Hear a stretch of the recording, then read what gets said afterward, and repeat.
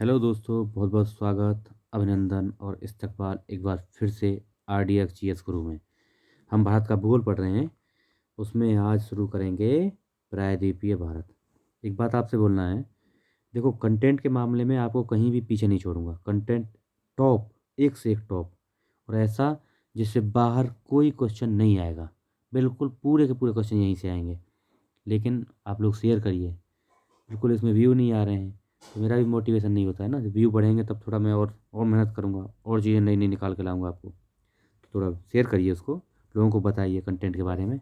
Okay, चलिए शुरू करते हैं प्रायद्वीपीय भारत।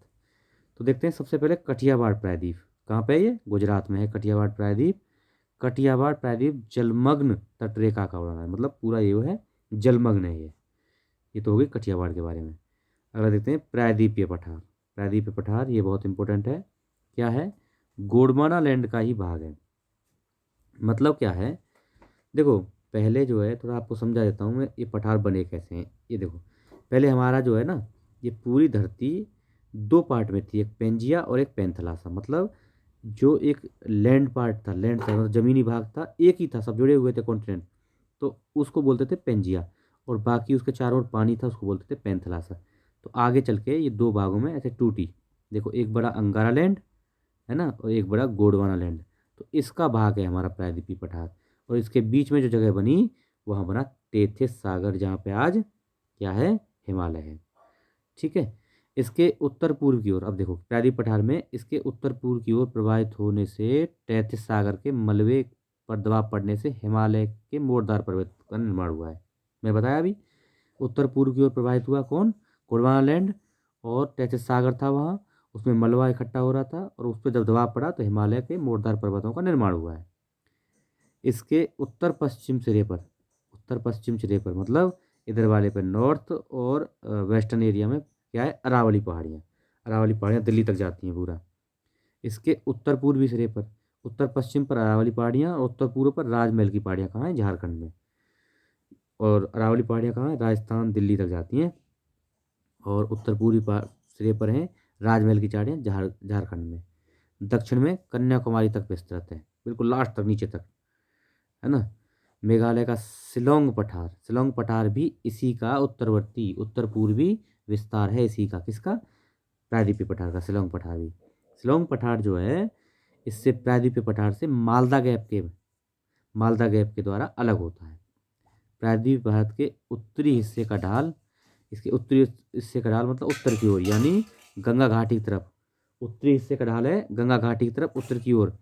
इसलिए चंबल, बेतवा और सोन, ये नदियाँ उत्तर पूर्व दिशा में बहती हैं। अच्छा, गंगा यमुना उत्तर पूर्व में बहकर गंगा यमुना से मिल जाती हैं, क्योंकि इसका उत्तर उत्तर वाला जो ढाल है ना, उत्तर वाला जो क्षेत्र है, उसका ढलान उत्तर पूर्व की ओर है। चंबल और बेतवा इटावा के पास यमुना से मिल जाती हैं। चंबल बेतवा कहाँ मिलती हैं? इटावा के पास यमुना नदी में मिल जाती हैं। सोन नदी पटना के पास गंगा नदी में मिलती है, गंगा में मिलती है। सतपुड़ा पहाड़ियाँ, सतपुड़ा पहाड़ियों के दक्षिण में प्रायद्वीपीय पठार का ढाल पूरब की ओर। सतपुड़ा पहाड़ी हैं, उनके दक्षिण में प्रायद्वीपीय पठार का भाग ढाल ढलान किधर है? पूरब की ओर। इसलिए महानदी, गोदावरी, कृष्णा, कावेरी, ये जो नदियां हैं ना, क्या है? पूरब की ओर प्रवाहित होती हैं, क्योंकि वहाँ पर प्रायद्वीपीय पठार का ढाल पूरब की ओर है और बंगाल की खाड़ी में गिर जाती हैं। अब देखो, एक बार देख लेते हैं। देखो, ये है हमारा दक्कन का पठार, ये होगा हमारा प्रायद्वीपीय पठार यहाँ तक पूरा। उसमें ये दक्कन का पठार, ये कर्नाटक पठार हो गया, कर्नाटक के आसपास में। ऊपर मालवा का पठार हो गया, मध्य प्रदेश के। और बघेलखंड का पठार हो गया, छोटा नागपुर का पठार हो गया, शिलोंग पठार, यहाँ मालदा गैप है, शिलोंग पठार हो गया। और दंडकारण्य पठार हो गया, यहाँ दंडकारण्य हो गया। ठीक है। तेलंगाना पठार हो गया, तेलंगाना पड़ता है। उसके बाद रॉयलसीमा पठार, रॉयलसीमा पठार यहाँ पे एपी में। तो ये कुछ पठार हैं इंपॉर्टेंट। ठीक है, चलो। प्रायद्वीपीय पठार एक मेज की आकृति का, जो पठार है ना, मेज की। मेज कैसे होती है? थोड़ी ऊपर उठी हुई और प्लेन होती है। तो उसी की आकृति का यह है, जो पुराने क्रिस्टलीय आग्नेय शैलों से और रूपांतरित शैलों से बना हुआ है। यह गोंडवाना उच्चभूमि के टूटने, गोंडवाना उच्चभूमि जो थी ना, उसको टूटने एवं अपवाह के कारण निर्मित प्राचीनतम है। अपवाह क्षेत्र होता है ना, जो क्या नदी का जो अपवाह क्षेत्र होता है, उसके द्वारा काटा हुआ या उसके ही क्षेत्र में निर्मित प्राचीनतम स्थलाकृति है ये। ठीक है। अच्छा देखते हैं, इसमें चौड़ी तथा छिछली घाटियाँ और गोलाकार पहाड़ियाँ मिलती हैं। कहाँ मिलेंगे इसमें? चौड़ी और छिछली, छिछली मतलब कम गहरी घाटियाँ मिलेंगी और गोलाकार पहाड़ियाँ मिलेंगी। प्रायद्वीपीय पठार के प्रायद्वीपीय पठार के दो मुख्य भाग हैं। कौन सा? एक मध्य उच्च भूमि और दूसरा दक्कन का पठार। दक्कन का पठार और मध्य उच्च भूमि। अच्छा अब देख लेते हैं कहाँ कहाँ है। मिकिर और रेगमा असम में। मिकिर रेगमा क्या है? असम में ये पहाड़ियाँ हैं, हिमालय का भाग नहीं है, याद रखना। असम की जो पहाड़ियाँ हैं दो, कौन कौन सी? मिकिर और रेगमा, ये हिमालय का भाग नहीं है। गारो खासी जयंतियाँ ये हिमालय का भाग है। सबसे ऊंची कौन सी है इसमें? बीच वाली है खासी। खासी सबसे ऊंची है, गारो खासी जयंतियाँ में खासी सबसे ऊंची। सर्वोच्च शिखर क्या है इसका? शिलांग है। नौकरेक बायोस्फीयर कहाँ पे है ये? नौकरेक कहाँ पे है? मेघालय में। मेघालय में गारो खासी जयंतियाँ जहाँ पड़ती हैं वहीं पे है नौकरेक, और ये गारो पहाड़ियों पर स्थित है। नौकरेक बायोस्फीयर रिजर्व कहाँ पे है? गारो पहाड़ियों पे है। देखो ये है शिलोंग पठार, ये पूरा शिलोंग पठार हो गया। उसमें ये तीन पहाड़ियों का ऐसे क्रम है, सबसे ऊपर गारो, फिर खासी और फिर जयंती। उत्तर से दक्षिण लगाएंगे तो गारो खासी जयंतियाँ ऐसे होती हैं। और पश्चिम से पूर्व लगाएंगे तो भी ऐसे गारो खासी जयंतियाँ। ठीक है, शिलोंग पठार में ही पड़ती हैं। मध्य उच्च भूमि पहला होगा पठार। अब मध्य उच्च भूमि के बारे में देख लेते हैं। पश्चिम में चौड़ी, मध्य उच्च भूमि जो है ये पश्चिम में चौड़ी और पूर्व में संकीर्ण होती गई है, पूर्व में संकीर्ण हो गई है। इसके पूर्वी विस्तार को बुंदेलखंड और बघेलखंड, मतलब मध्य उच्च भूमि जो है इसका अगर पूर्वी विस्तार इधर वाला देखेंगे तो उसको क्या बोलेंगे? बघेलखंड और बुंदेलखंड बोलते हैं, और उसको पठार भी है वहाँ पे एक इन्हीं का। इसके और पूर्व में दामोदर द्वारा अपवाहित छोटा नागपुर पठार है। और पूर्व में चले जाएंगे तो छोटा नागपुर पठार पड़ेगा, दामोदर द्वारा अपवाहित क्षेत्र है वो।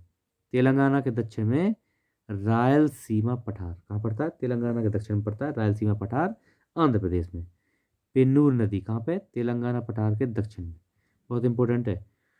कौन सी नदी तेलंगाना पठार के दक्षिण में बहती है? तो कौन सी? पेन्नूर नदी। दक्षिण का या दक्कन का पठार, दक्कन का पठार कैसा है ये? त्रिभुजाकार है, मतलब ट्रायंगल शेप में है, त्रिभुजाकार। नर्मदा नदी के दक्षिण में है ऑफिशियली। भाई नर्मदा नदी से नीचे वाला भाग दक्षिण हो गया, तो उसके नर्मदा नदी के दक्षिण में है दक्कन का पठार। इसके उत्तर में चौड़े आधार सतपुड़ा, मतलब इसके उत्तर में क्या पड़ेगा? चौड़े आधार वाले सतपुड़ा पहाड़ियाँ पड़ेंगी, सतपुड़ा पहाड़ियाँ चौड़े आधार वाली पड़ेंगी। इसके पूर्व में क्या पड़ेगा? महादेव, कैमूर, मैकाल संकरा। महादेव पूर्व में बात करें किसके? दक्कन पठार के पूर्व में क्या है? महादेव, कैमूर और मैकाल पर्वत श्रेणियां पड़ेंगी। पश्चिम में ये क्या है? ऊंचा है। कौन सा? दक्कन का पठार, दक्षिण का पठार पश्चिम में ऊंचा है और पूर्व की ओर इसका ढलान कम होते गया है, पूर्व में ढलान कम होते गया है। ठीक है, अच्छा देख लेते हैं। इसका एक भाग उत्तर पूर्व में, जिसे एक भाग उत्तर पूर्व में विस्तारित है, जिसे मेघालय कार्बी-लोंग का पठार कहते हैं। कार्बी-लोंग समझौता हुआ ना अभी, तो कार्बी-लोंग जनजाति है, उसी के नाम पर इसका नाम रखा गया है। तो इसको एक भाग जो उत्तर पूर्व में विस्तारित है मेघालय का पठार या कार्बी-लोंग का पठार कहते हैं। उत्तर कचार पहाड़ी के नाम से जानते हैं इसको, कार्बी-लोंग पठार को उत्तर कचार पहाड़ी के नाम से भी जानते हैं। और ये मालदा गैप या मालदा भ्रंश से छोटा नागपुर से अटैच होता है। छोटा नागपुर पठार है ना, छोटा नागपुर से मालदा गैप के द्वारा अलग होता है। गारो खासी जयंतियाँ कहाँ पे हैं? यहीं पे हैं, गारो खासी और जयंतियाँ तीनों पहाड़ियाँ। तो ये हमारा लेक्चर रहा आज का। आशा है आपको पसंद आएगा। लोगों को बताइए, शेयर करिए, शेयर करिए। कंटेंट की ओर से चिंता मत करिए, कंटेंट मैं आपको दूंगा, लेकिन आप थोड़ा सा शेयर करते रहिए। Okay, thank you so much. Okay.